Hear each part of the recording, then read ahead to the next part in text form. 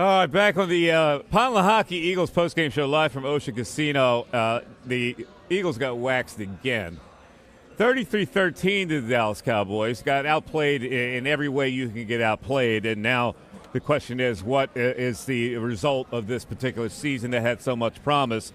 But it's time now for the Diamond Debate. Joining us on the set, Kayla Santiago, with some wonderful news from the world of Mark's Jewelers. Right, Kayla? Yeah, absolutely. Mark's Jewelers, if you want to get your special someone a holiday gift, make sure you go there right now. They have some fantastic deals. They're starting to sell out, so make sure you go there as soon as you can. They got fantastic bracelets, earrings, jewelry, and I promise you it is much better than the Eagles played tonight. So definitely want to go out there and shine it bright as well during this holiday season. So it's a lot of stuff you guys touched on already for our Diamond Debate. Make sure you go to the Twitter poll and vote. Right now, the question out there is, where do you think the Eagles will finish? The number one seed, we can all have a chuckle at, because I think that's out of the question at this point, at least for me. NFC East champs or the wild card. Mike, I'm going to start with you for this. You had more of the positive take for the Philadelphia Eagles coming out of these two losses and figuring they can try to win out here. Where do you think they end up? You know, it's not as much a positive take as it is just to me, it's a conclusion. I don't see where the Eagles could fall down to a lower seed, which means, they won't get the number one seed, but they'll play in the first round against an inferior team as the number two seed, because the Cowboys have some tough games, so they're going to lose a couple.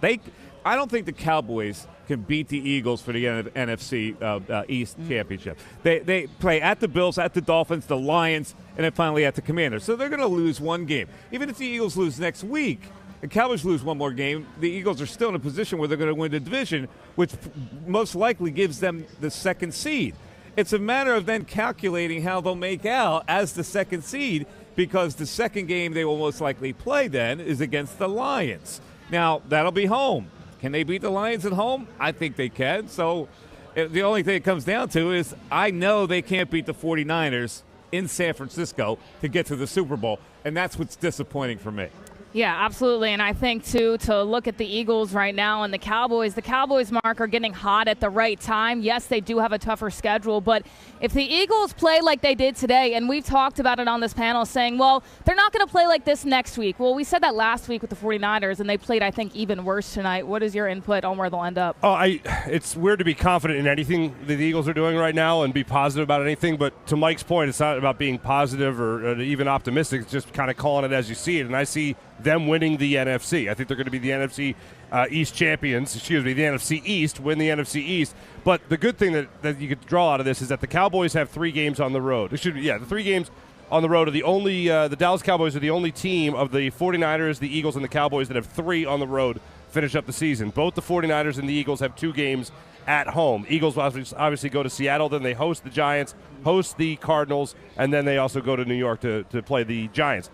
That does give me confidence that they're going to be able to bounce back and at least solidify winning more games than the Cowboys from this point on. Mike also mentioned Buffalo and Miami, 2 tough games. Detroit is no cakewalk for them either. And Washington, divisional game on the road, not going to be a cakewalk either.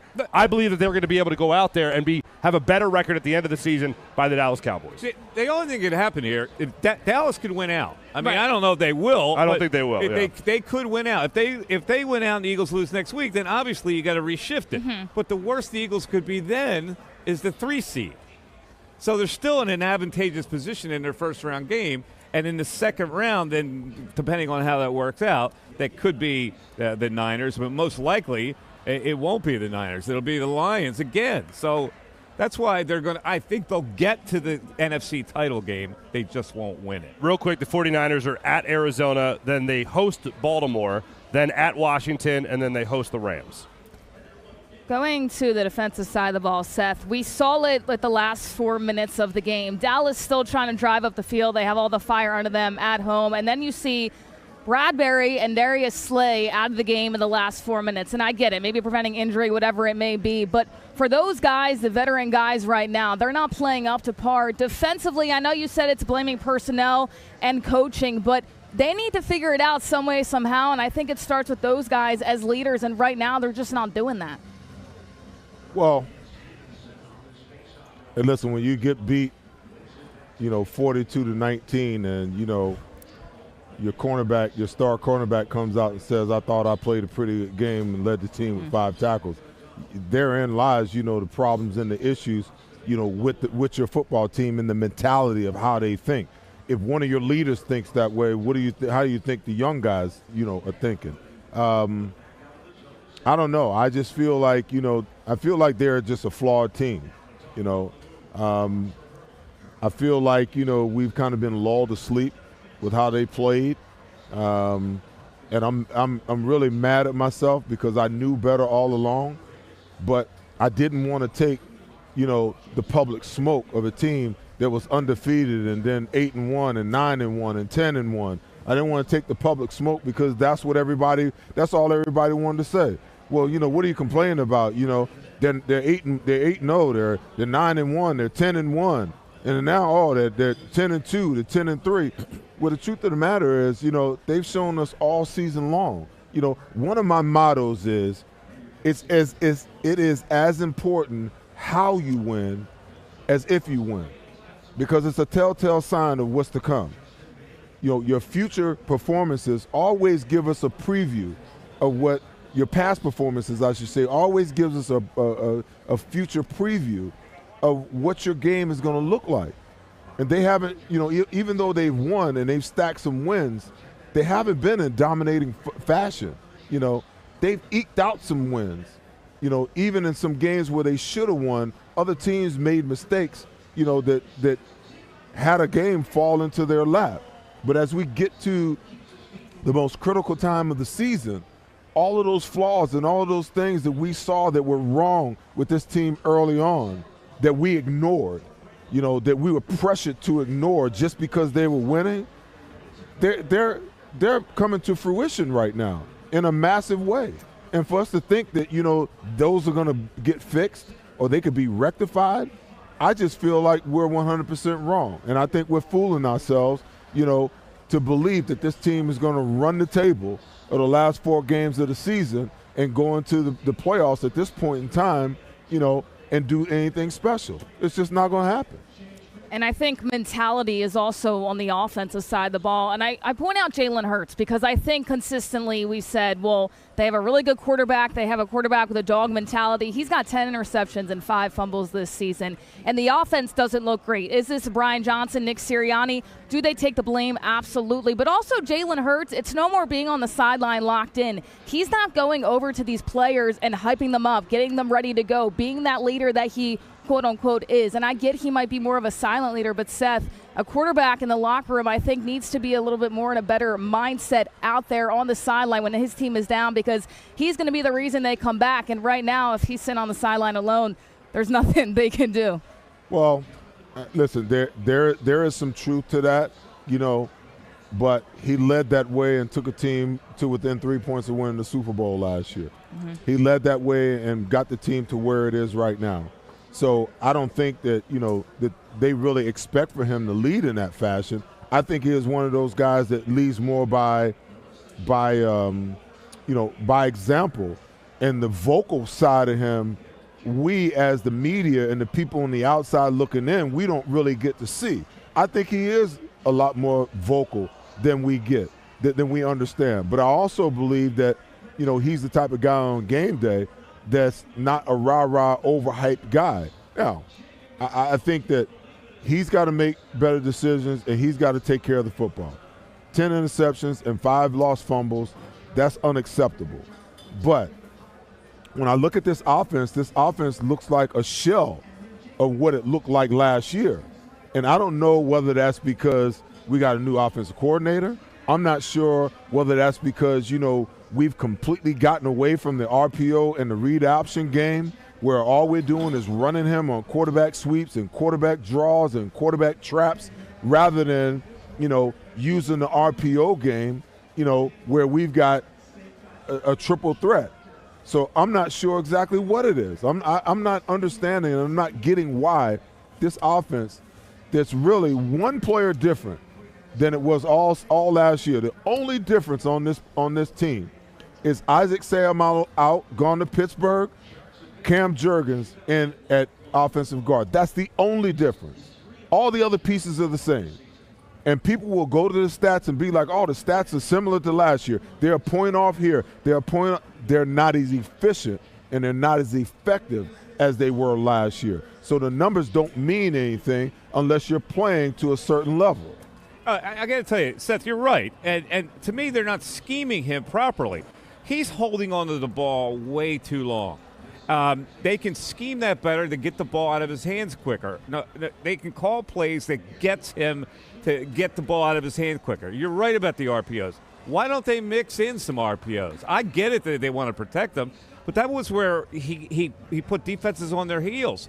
And instead, they're allowing him to stay back and hold on to the ball and look for here. And when he makes a play, it's kind of like an innovation from him where he's scrambling around, he finds a guy.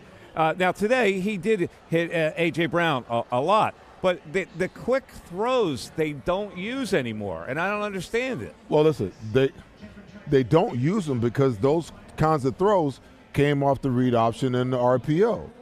And that's a non-existing part of their offense now. I mean, when was the last – I'm talking about the slants and the tight end. I understand, but I'm going to tell you why. How many times did you see – how many times this year have you seen Jalen Hurts take a ball, ride DeAndre Swift while he's looking at the end stays there, he hands it to him. The end crashes, he pulls it, he's around the edge. If they got a secondary guy, he's looking for A.J. Brown on the slant. How many times have you seen Jalen Hurts take the snap, ride Swift while he's looking at the middle linebacker? When the middle linebacker steps up, he slings the ball and hits A.J. Brown or Devontae Smith on the slant. When was the last time you saw that? That's what I'm saying. You got to be able to scheme him back into a groove.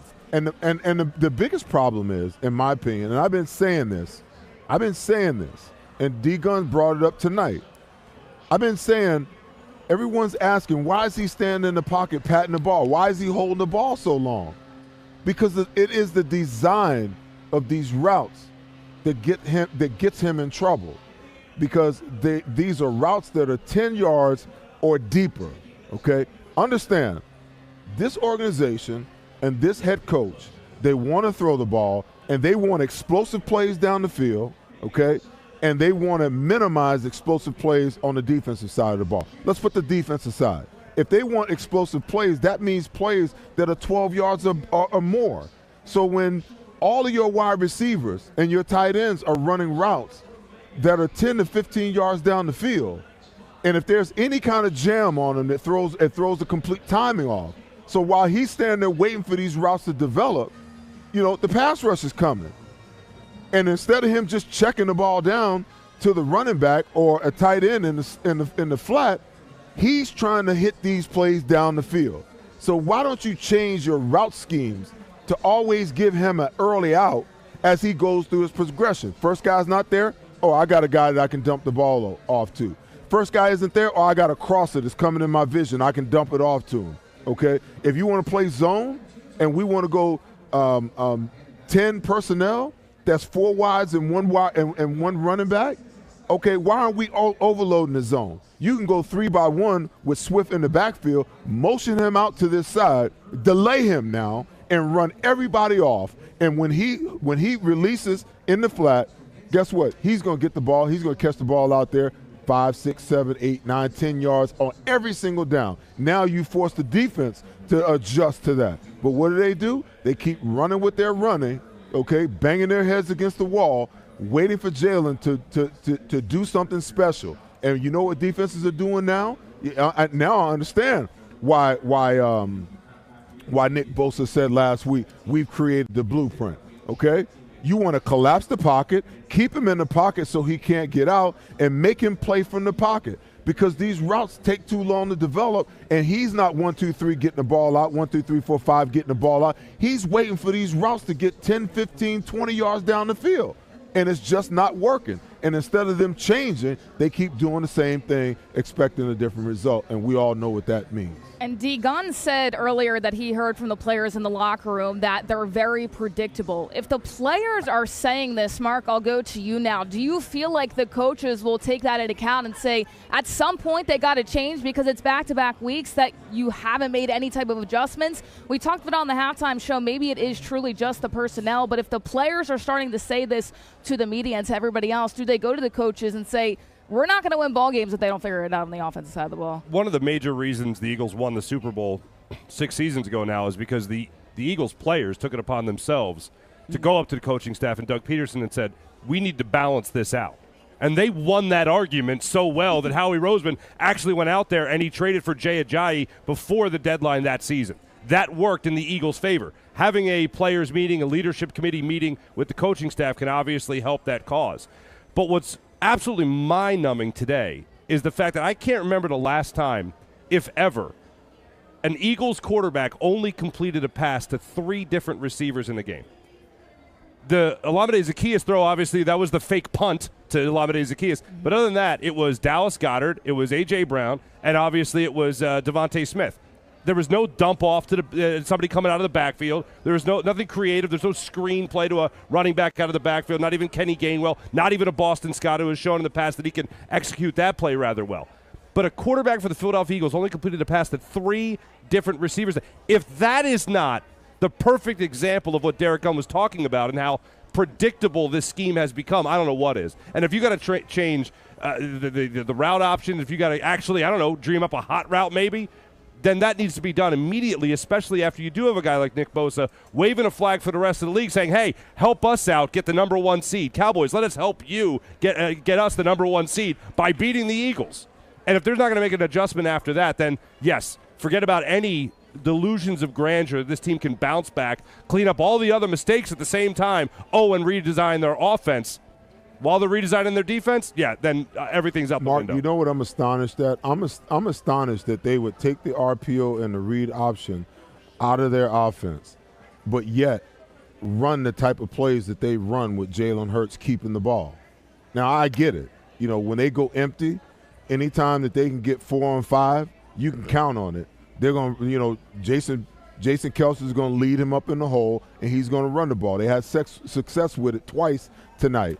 But, it's not lost on me either that, hey, the Eagles just gave Jalen Hurts $255 million, okay? And then he scared the hell out of him by getting hurt against Miami. They are not going to risk that investment by having him out there running the ball all over the place. And I give you another guy, the same situation. How much are you seeing Lamar Jackson running the football now after they paid him?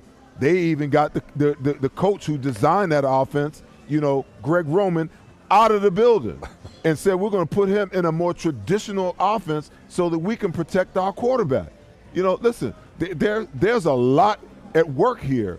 So while we sit here and try to come up with reasons for why this offense isn't operating the way that it did, there's a whole lot of changes that have taken place on this offense, and a lot of it has to do with there's no way in the world that you can have a guy that's making $2 million a week or more, sitting on the sideline collecting a check. We're going to figure out how to keep him healthy. We're going to figure out how to keep him well. Hey, listen, you get out of the pocket and guys are coming, you slide, take the sack. Are you kidding me? Are you kidding me? You knew what this guy was when you drafted him, and you knew what he was when you signed him. Now, I'm all in favor of developing him as a pocket passer, but you can't take away that piece that makes him the most dangerous, because then that minimizes his ability to play from the pocket and be what you truly want him to be. All right, time for a break. On the other side, we will talk to the man who covers the Eagles for JAKIB Media, John McMullen. The Eagles got waxed 33-13, and I don't know what to say about the rest of the season, but we'll figure it out before this show's over. It's the Pond Hockey Eagles postgame show, live from Ocean Casino, back after this. Hello. And welcome To the Diamond Debate with Liam and Hillary in the heart of Montgomeryville, Pennsylvania. What you got for us today on your right hand, Hill? Today we've got a right-hand ring, Liam. What is that? It's a ring that you would wear on your right hand. That's it? That's all there is to it. Okay. It's meant to balance your left hand situation, or if you're not engaged or married, it says, I'm not engaged or married, but I still have this over here that's sparkly. A lot of other ways you can say that. No, not if you're trying to wear jewelry. Which Okay. one's your favorite? I love this Art Deco moment. I mean, with these beautiful baguettes and round diamonds. I mean, who wouldn't say no to one of these? Baguettes are hot right now. People also love an eternity band. It's beautiful. Great for the other hand. That's right. So come on down here, for love grows here at Mark's Jewelers. Every day of the week except Sundays and Mondays. That's because we are closed.